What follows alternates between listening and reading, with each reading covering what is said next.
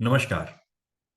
GST और 9C यानी कि जीएसटी ऑडिट किसके ऊपर एप्लीकेबल है और उसकी ड्यू डेट क्या है, इसके बारे में आज हम आपको इस वीडियो के अंदर बताएंगे। उससे पहले मैं आपको दो चीजें बताना चाहूंगा जो कि हमारी फ्री सर्विसेज हैं। जी हाँ दोस्तों, पहली सर्विस फ्री ये है कि यदि आप अपने क्लाइंटों को ड्यू डेट्स और टैक्स अपडेट्स भेजना चाहते हैं यूनिक डिजाइन्स के साथ, अपनी पर्सनल डिटेल्स के साथ, तो हमें तुरंत कांटेक्ट कीजिए। ज्यादा जानकारी के लिए कमेंट बॉक्स में कमेंट कीजिए।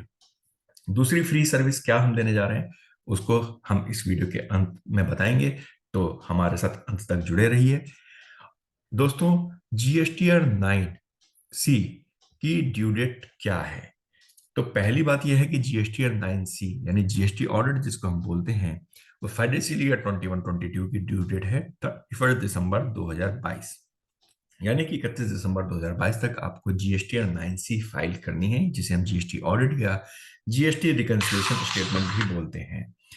अब दोस्तों, दूसरी बात आती है कि जीएसटी 9C किसको फाइल करनी होती है। तो देखो, जीएसटी 9C जो एप्लीकेबल होती है वो उन सभी टैक्स पेयर्स के ऊपर एप्लीकेबल होती है जिनकी एग्रीगेट टर्नओवर 5 करोड़ रुपए से ज्यादा होती है।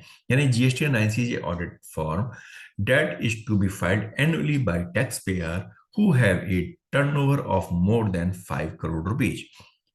तो जिसकी टर्नओवर 5 करोड़ रुपए से ज्यादा है वो जीएसटी 9C फाइल करेगा। जिसकी टर्नओवर 5 करोड़ रुपए से कम है उसके लिए जीएसटी 9C फाइल करने की जरूरत नहीं है।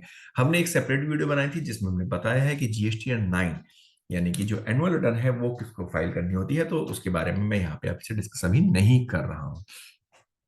Basically, GST 9C होती क्या? It is basically a reconciliation statement between the annual return filed in GST 9 and audited annual financial statement of the taxpayer।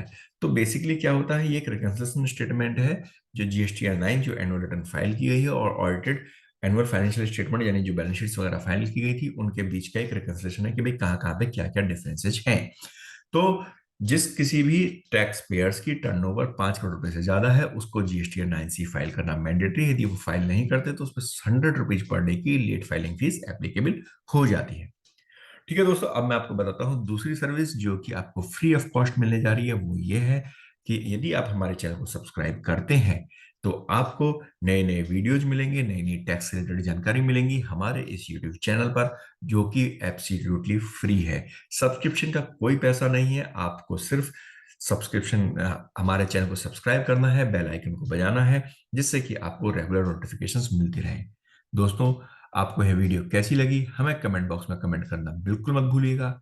और चैनल को अब तक आपने सब्सक्राइब नहीं किया तो इसे तुरंत सब्सक्राइब कीजिए। धन्यवाद।